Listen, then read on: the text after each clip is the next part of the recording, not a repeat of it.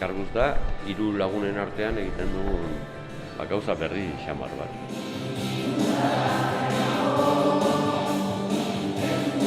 Eta 3 artean hori egiten du, herriz herri enkarguz abestiak, ordu tardian. Jendearen parte hartzearekin.